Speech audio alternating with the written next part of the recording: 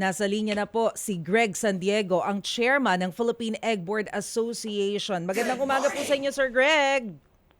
Magandang umaga sa iyo, Maricel, at magandang umaga rin din sa Eh, mga taga-subaybay nyo.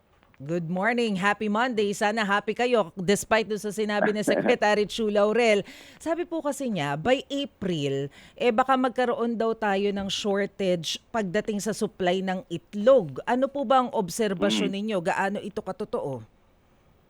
Actually, ayoko sanang magpa-interview, kaya lang hindi ako makaka-indicated sa kasi Maricel. Kasi nga, hindi ko naman narinig yung sa kanya, yung interview sa kanya. At hindi ko rin siya nakakausap pa. Mm-mm. Kasi baka nagkalituhan lang doon sa Kasi sa forecast namin ng industriya at saka sa forecast din naman ng DA, hindi lang eksakto yung mga numero namin. Parami yung itlog itong taon na ito. Nag-umpisa kasi yan dumami sa lang namin, mula bago pa magpasko, pababa na yung presyo ng itlog. Nangangahulugan na talagang parami yung itlog. At saka kasama na dyan, kukunti yung pambili ng tao. Mhm. Kaya nagkasabay yan yung matumal at saka marami yung supply. Pero paano po natin ipapaliwanag yung sinasabi ng DA na ang dahilan daw kung bakit magkakaroon tayo o inaasahang magkakaroon ng problema pagdating sa supply dahil nung nakaraang taon marami yung mga naapektuhan na mga nag-oversupply ng itlog daw last year. So dahil doon bumagsak ang presyo ng itlog kaya napilitan yung mga nagpo-produce na ibenta yung mga laying hens nila. Kaya ngayon, inaasahan na magkakaroon naman ng kakulangan ng supply. Baka nagkalituhan, baka ang nababanggit sa broiler. Kasi ang baka din in the background kasi, baka nasa Amerika siya, na-interview siya, nung habang siya doon, ay sa Amerika talaga, tumaas ang presyo ng itlog. Kasi kulang, kasi marami yung mga manok sa Amerika nagkaroon ng bird flu. Oo. Kaya marami yung pinatay na nadoble yung presyo ng itlog sa Amerika. Ang presyo ngayon ng isa itlog sa Amerika sa halaga ng pera natin, mahigit 20 pesos sa bawat piraso na itlog. Oo. Sa atin naman, ang presyo ngayon ng medium, merong sa farm, merong mga 550 na lang yung iba na kaya lang hindi nga nararamdaman ng mga mamimili. Kasi yun naman ang nangyayari sa atin sa agricultural product. Kahit mababa sa farm, mataas pa rin sa retail. Oh, Kaya ang baba na yan, halos break-even na lang kami doon sa presyo na yan. sa nagkakaproblema, bakit ang mahal pa rin ang nabibili namin, sir?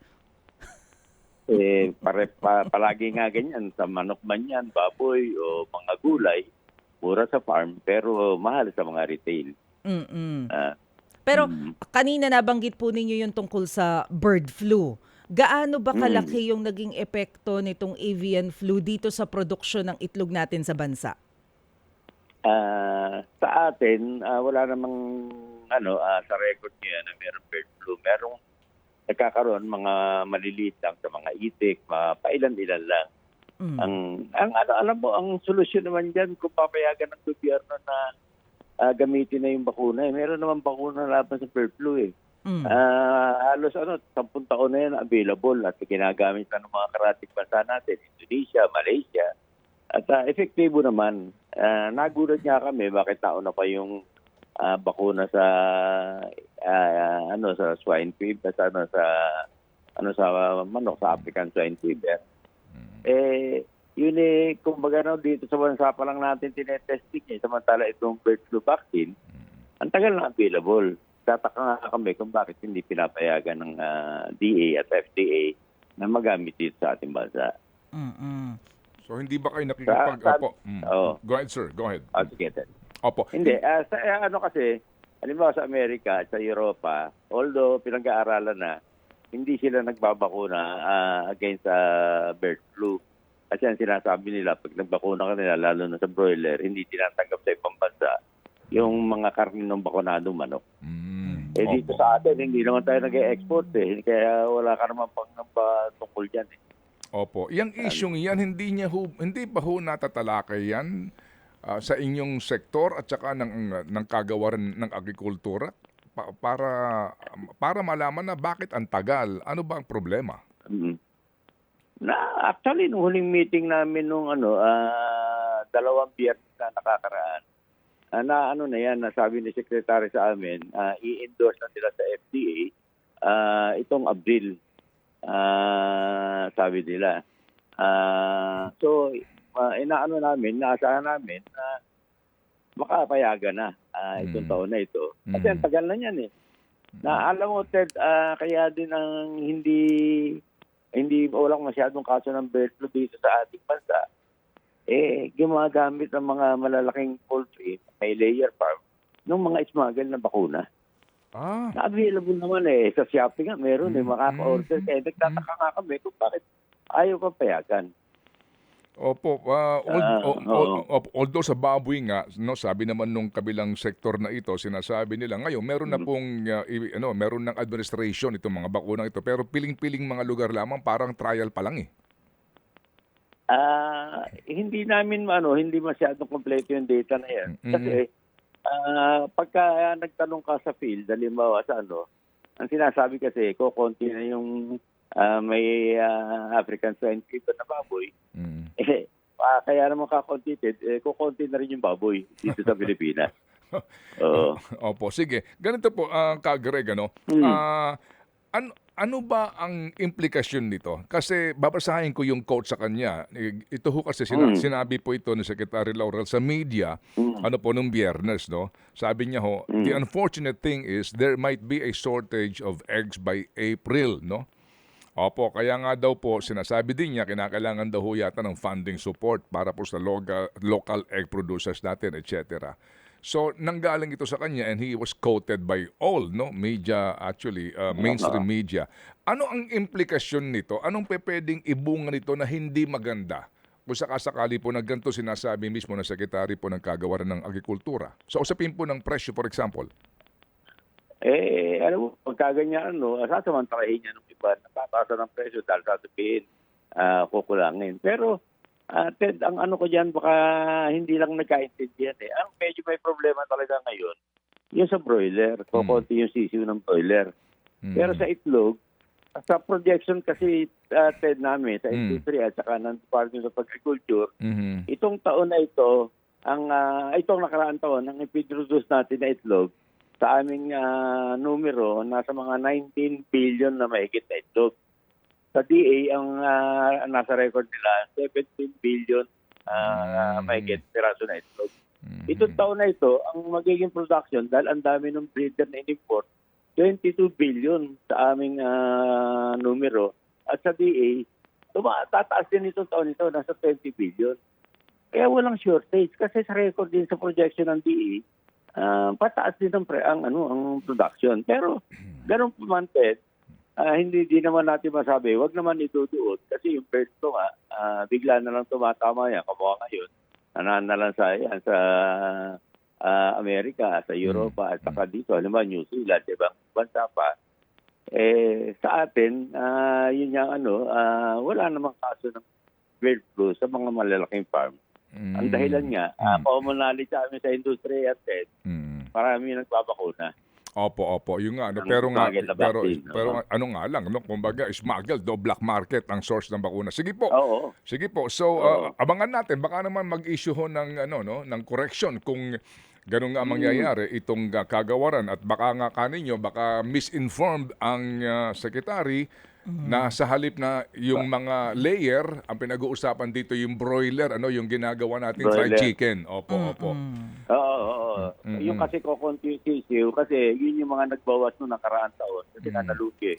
Yung mga breeder farms, Ted. Pagka, yun ang sinasabi namin noon pa sa interview, na pagka ang naapektuhan yung breeder, mas matagal makabawi yan kasi isang taon na antayin mo bago ka makabawi ng volume.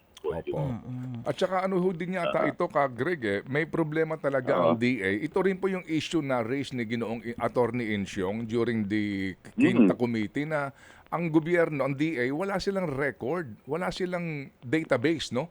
Nito mga informasyon na, opo, di ba, yan po isa pa sa mga issue na matagal ng problema ho sa DA? Maano ka nga, Ted, kasi yung aming organisasyon, di pa hindi nakabisa ng DA ng numero samantalang sila dapat na meron yan.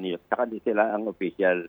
Dapat na may hawak ng mga record. Kasi alam naman nila lahat yung dumadating na hating egg, yung dumadating na manok. So, dapat sila ang kompleto dyan.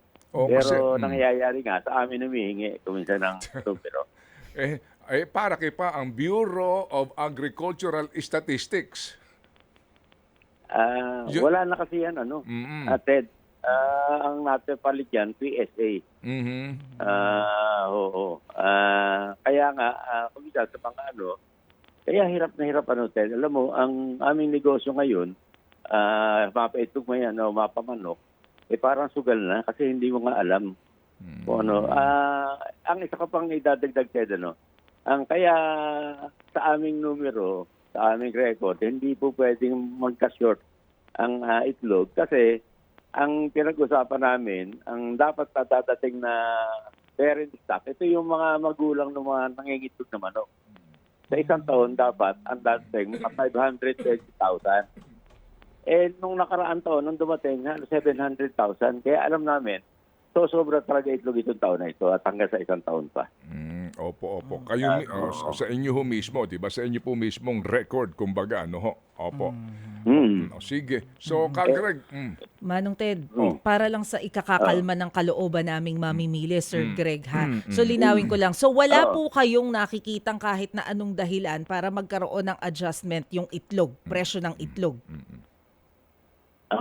Yun nga sinabi ko, mula Disyembre pa, pababa na yung presyo ng itlog. Ngayon, sa farm, ang itlog, halimbawa yung medium na pinakamaraming iniitlog na manok, meron ng mga 550 isang piraso sa farm. Pero sa mga tindahan, nasa 8 pa yan. Kaya nga, posibleng maniwala ang tao kukulangin na ito kasi nananatili pa tayo sa presyo sa retail. Tama po, kasi nga ang hindi maganda kasi nga ditong impresyon may karapatan magtaas yung nagtitinda ng itlog sa palengke kasi sabi ng mismo ng sekretary kukulangin sa supply. Di ba? Okay. Pamukha Ted, maiba ako sa bigas. Pagkakausap mo yung mga nahandyan sa negosyong yan, napakaraming supply ng bigas ngayon. Bakit napakataas pa rin ang presyo?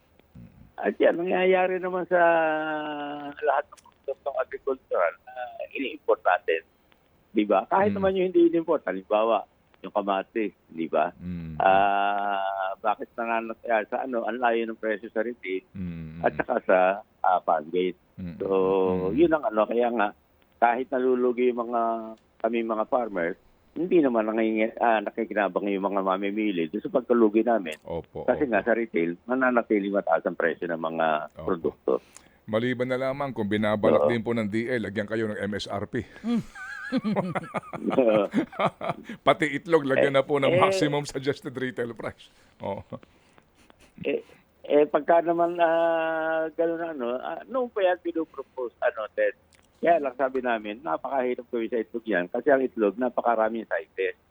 Baka lalo lang na maloko yung mamimili na baguhin. Opo.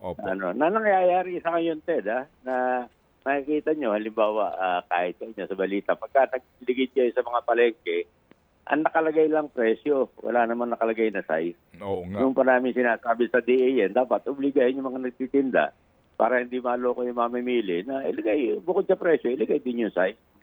Opo. Sige. Mga tao. Sige po. So salamat na marami po, Greg, sa inyo pong binahagi pong informasyon sa amin. Kami po'y natuto sa napaka-importanteng issue ito. Salamat po, sir.